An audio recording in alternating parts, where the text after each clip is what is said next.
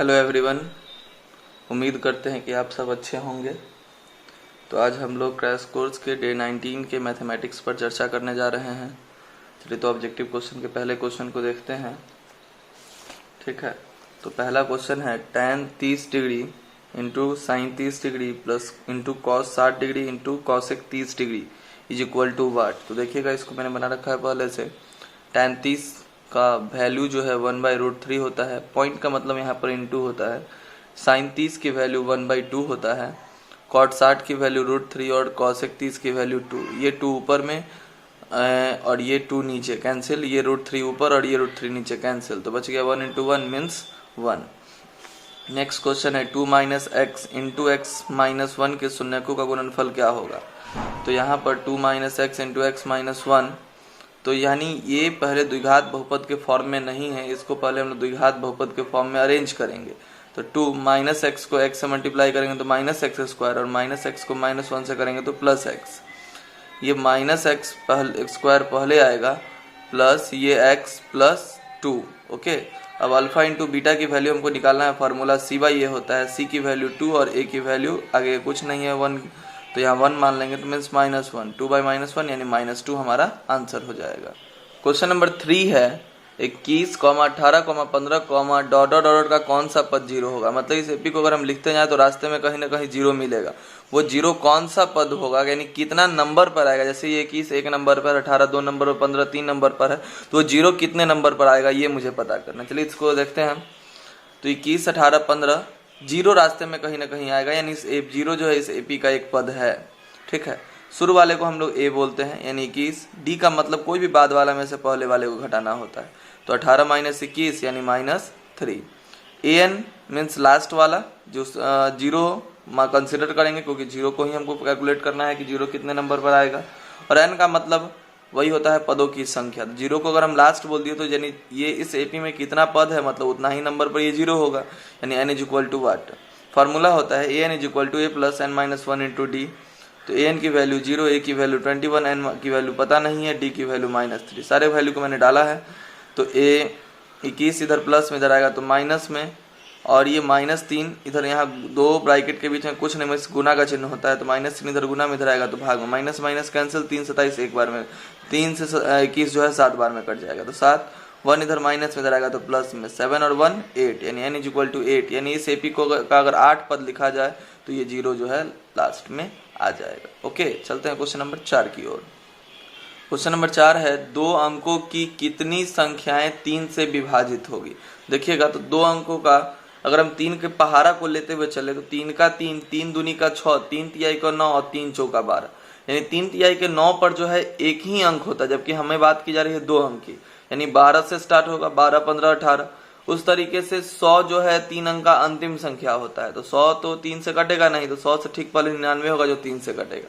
अब हमको चेक करना है कि अगर ये एपी लगातार 12 से स्टार्ट होकर 99 तक पहुंचे तो कितना पद होगा, यानी कितना नंबर होगा। तो a इज इक्वल टू, ये ठीक पहले वाले क्वेश्चन की तरह, इस क्वेश्चन की तरह ये हो गया। a इज इक्वल टू 12 हो जाएगा, d इज इक्वल टू 15 - 12, यानी 15 में से 12 माइनस होगा 3 हो जाएगा। ठीक है, और an इज इक्वल टू 99, यानी लास्ट वाला, n हमको कैलकुलेट करना है। तो n is equal to a plus n - 1 into D. इस तरीके से हम लोग n की वैल्यू निकाले तो कितना आ गया 30, यानी 2 अंकों की 30 संख्याएं 3 से विभाजित होगी। ओके, हम लोग क्वेश्चन नंबर 5 की ओर चलते हैं। तो क्वेश्चन नंबर 5 करा, किसी वृत्त की स्पर्श रेखा उसे कितने बिंदु पर स्पर्श करती है। तो किसी वृत्त का जो स्पर्श रेखा आता है उसे सिर्फ ए से और सिर्फ एक बिंदु पर स्पर्श करता है। ओके, यानी आंसर 1 हो जाएगा। क्वेश्चन नंबर 6 को देखते हैं। तो 6 में करा, यदि संख्याएं 2x - 1, 3x + 2 तथा 6x - 1 समांतर श्रेणी में है तो x का मान ज्ञात करें। मीन्स कहा जा रहा है कि तीनों जो है एपी में है तो x का मान ज्ञात करें। ध्यान समझिएगा कि अगर एपी में रहता है तो कोई भी बाद वाला में से पहले वाले को माइनस करते हैं तो डी निकलता है। तो ये दूसरा पद है, तो दूसरे पद में से पहले पद को माइनस करेंगे तो डी निकलेगा। तो यहाँ हमने दूसरे पद में से पहले पद को माइनस कर दिया। ओके, फिर तीसरे में से दूसरे को भी माइनस करेंगे तो डी ही निकलेगा, क्योंकि कोई भी बाद वाला में से पहले वाले को घटाना है। तो इसमें से अगर इसको घटाएंगे तो भी डी निकलेगा। तो वही हमने तीसरे पद में से दूसरे पद को घटाया। तो चूंकि दोनों डी है इसलिए दोनों क्या हो जाएगा, बराबर हो जाएगा। अब इसको हम कैलकुलेट कर लेंगे। 3x + 2 माइनस 2x को 2x से गुना करेंगे तो -2x, माइनस को -1 से करेंगे तो +1, 6x - 1, माइनस को 3x से करेंगे तो -3x, माइनस को 2 से करेंगे तो -2। ओके, 3x में से 2x जाएगा तो सिंगल x, 2 और 1 3, 6x में से 3x गया तो 3x और -1 -2 -3, ये 3x इधर आएगा तो x - 3x और ये 3 इधर आएगा तो -3, यानी x में से 3x के माइनस होगा तो -2x और -3 - 6 हो जाएगा। तो यहाँ x ये -2 इधर गुना में इधर आएगा तो भाग में, यानी -6 बाई -2, माइनस माइनस प्लस और 2 से 6 कटेगा 3 बार में, यानी x = 3 हमारा क्या हो जाएगा, आंसर हो जाएगा। चलते हैं क्वेश्चन नंबर 7 की ओर। क्वेश्चन नंबर 7 को ध्यान समझिएगा। तो क्वेश्चन नंबर 7 में करा त्रिभुज एबीसी का एक समकोण त्रिभुज जिसमें एंगल सी 90 डिग्री है, तो cos a + b की वैल्यू ध्यान दीजिएगा। त्रिभुज के तीनों कोणों का योग कितना होता है, 180 डिग्री होता है। इसमें c जो है 90 डिग्री ले चुका है, तो अगर c 90 डिग्री ले लिया तो a + b के लिए कितना बच गया, तो a + b = 90 डिग्री हो जाएगा। मीन्स अगर cos a + b पूछ रहा है मतलब cos 90 डिग्री की वैल्यू पूछ रहा है, और cos 90 डिग्री की वैल्यू कितनी होती है, 0 होती है। ओके, नेक्स्ट है वृत्त की सबसे बड़ी जीवा क्या होगी। वृत्त की सबसे बड़ी जीवा वृत्त का व्यास होता है। ओके, नेक्स्ट है क्वेश्चन नंबर 9। क्वेश्चन नंबर 9 में बोला जा रहा है 2 sin θ = 1, तो 2 sin θ = 1, तो sin θ = 2 इधर इंटू में इधर आएगा तो डिवाइड में, यानी 1/2 हो जाएगा, और साइन में 1/2 sin 30 की वैल्यू होती है, यानी θ = 30 डिग्री हो जाएगा। ओके, अब हमको निकालना है 2 cot² θ + 3, तो 2 cot² θ + 3, तो 2 cot² θ की वैल्यू हमने 30 निकाले, यहाँ 30 डाल दिया। अब नेक्स्ट लाइन में 2 cot 30 की वैल्यू √3, स्क्वायर है तो स्क्वायर प्लस 3, तो 2 × √3 का स्क्वायर 3 हो जाएगा प्लस 3, 3 2 = 6 प्लस 3 यानी 9 हो जाएगा हमारा आंसर, यानी ऑप्शन नंबर यहाँ पर कोई सी है। नेक्स्ट क्वेश्चन नंबर 10, 13 और 19 के बीच समांतर माध्य ज्ञात करें, यानी arithmetic mean between 2 number = sum of 2 number divided by 2, यानी 13 और 19 के बीच का समांतर माध्य निकालना है तो दोनों को जोड़ के 2 से भाग करना होगा, तो 13 + 19/2 यानी 32/2 यानी 16 आंसर हो जाएगा। अब चलते हैं हम लोग सब्जेक्टिव प्रश्न की ओर, सब्जेक्टिव क्वेश्चन की ओर। तो सब्जेक्टिव क्वेश्चन का जो पहला क्वेश्चन है वो है हमारा अर्धगोले का पृष्ठीय क्षेत्रफल निकाले। चलिए, तो अर्धगोले का हम लोग पृष्ठीय क्षेत्रफल को देखते हैं। तो अर्धगोले के पृष्ठीय क्षेत्रफल का फॉर्मूला होता है 3πr², तो 3 × पाई की वैल्यू 22/7 × r², तो r की वैल्यू यहाँ दे रखा है पहले ए नंबर में 14 सेंटीमीटर, तो 14 × 14, 7 से 14 2 बार में कैंसिल हो जाएगा 8, और 3 × 22 × 2 × 14 को अगर मल्टीप्लाई करेंगे तो 1848 सेंटीमीटर स्क्वायर हमारा आंसर हो जाएगा। इसका ए नंबर कंप्लीट हो गया, बी नंबर आप लोग खुद से बना लेंगे। ओके, नेक्स्ट है क्वेश्चन नंबर 2, करा यदि अल्फा बीटा किसी द्विघात बहुपद x² + bx + c के शून्यक हो तो α² + β², पहले क्वेश्चन में। दूसरे में β/α + α/β की वैल्यू निकाली। चलिए देखते हैं इसको हम लोग। तो α² + β², ध्यान दीजिए इसका जो है मैंने एक फार्मूला आपको बता रखा है कि a² + b² बराबर a + b का होल स्क्वायर माइनस 2ab होता है। तो बस यहाँ a b के बदले हम अल्फा और बीटा का यूज करेंगे, तो α² + β² = α + बीटा का होल स्क्वायर माइनस 2α × बीटा, तो अल्फा प्लस बीटा का फॉर्मूला -b/a होता है और अल्फा × बीटा का c/a, तो -b/a का होल स्क्वायर, तो b का स्क्वायर b² और a का स्क्वायर a², इधर c को 2 से मल्टीप्लाई करेंगे 2c/a हो जाएगा, a² और a का एलसीएम a², तो a² मिल रहा है तो b², a यहाँ पर 2 है यहाँ पर 1 है, तो 1 से ऊपर गुना हो जाएगा तो 2ac, यानी α² + β² की वैल्यू निकल कर आ गया b² - 2ac/a²। नेक्स्ट जो है हमको निकालना है β/α + α/β। चलिए तो इसको भी देख लेते हैं हम लोग। तो यहाँ पर जो है अगर अल्फा और बीटा का एलसीएम लेंगे तो अल्फा × बीटा एलसीएम, तो अल्फा मैच कर रहा है, बीटा ऊपर गुना होगा तो β², यहाँ बीटा मैच कर रहा है, अल्फा ऊपर गुना होगा तो α² हो जाएगा, तो इसको सीधा लिख ले तो α² + β²। ओके, अब आई में अल्फा × बीटा, तो α² + β² की वैल्यू अभी हम लोग तुरंत निकाले हैं b² - 2ac/a², तो b² - 2ac/a² यहाँ डाल दिया। अल्फा × बीटा का वैल्यू हम लोग जान रहे हैं पहले से c/a होता है, जब बटाएं बटा आता है तो उलट जाता है, यानी a ऊपर चला जाएगा और ये c नीचे आ जाएगा। तो देखिए ऊपर 1a है और नीचे 2a है, तो 1a से 1a कटेगा तो 1a बचेगा, तो 1a को c से मल्टीप्लाई करेंगे तो ac, और ऊपर हो गया b² - 2ac, यानी ये हमारा क्या हो गया, आंसर हो गया।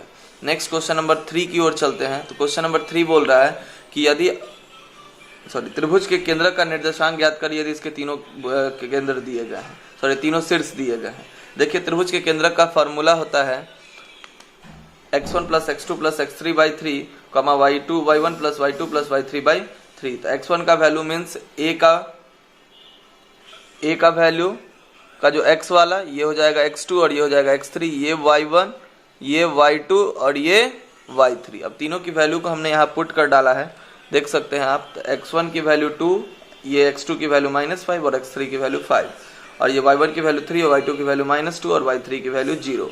यहाँ ये प्लस में ये माइनस इसलिए कैंसिल कर दिए, 2/3 बच गया, 0 कोई वैल्यू नहीं होता, 3 प्लस माइनस माइनस हो जाएगा, 3 - 2/3, 3 में से 2 माइनस होगा तो 1/3, यानी 2/3, 1/3 जो है इस दिए गए त्रिभुज ABC का केंद्रक हो जाएगा। ओके, नेक्स्ट है क्वेश्चन, माध्यक ज्ञात करें। देखिए माध्यक का जो है, माध्यक ज्ञात करने के लिए कंडीशन है कि जो वर्ग अंतराल वाले जो वर्ग दिए हुए हैं इसका हमें संचयी बारंबारता निकालना होगा। तो हमने यहाँ संचयी बारंबारता निकाल डाला है। तो 2 यहाँ पर अगर संचयी बारंबारता लिखना है मतलब इससे ऊपर के सभी बारंबारताओं को जोड़ना होता है। तो 6 का मतलब 4 2 6। अगर यहाँ लिखना है तो इससे यहाँ से पहले वाले सबको जोड़ना होगा, 3 4 7 2 9। अगर यहाँ लिखना है तो यहाँ को सबको जोड़ना होगा, यहाँ लिखना है तो इसको जोड़ना होगा, यहाँ लिखना है तो पूरा को जोड़ना होगा, और जो लास्ट में आता है उसी को हम लोग क्या बोलते हैं, n बोलते हैं। माध्यक का फॉर्मूला होता है L + n/2 - CF/F × H। Okay, और एक ध्यान दीजिएगा, अब माध्यक निकालने से पहले हमको माध्यक वर्ग निकालना होता है। ओके, तो माध्यक वर्ग पर पहले हम लोग बात करेंगे। तो माध्यक वर्ग का मतलब होता है n/2 से ठीक बड़ी संचयी बारंबारता का संगत वर्ग। तो n/2, तो n का वैल्यू यहाँ 19, तो 19/2 का मतलब कितना, 9.5, यानी 9.5 से ठीक बड़ा संचयी बारंबारता ढूंढना है। तो 9.5 से ठीक बड़ा 16 होगा, क्योंकि ये 9 है मतलब छोटा हो गया। तो 16 किसका है, 30 से 40 का, मतलब माध्यक वर्ग हो जाएगा हमारा 30 से 40। अब माध्यक का formula L + n/2 - CF/F × H। तो यहाँ वैल्यू डाल देंगे अब हम लोग।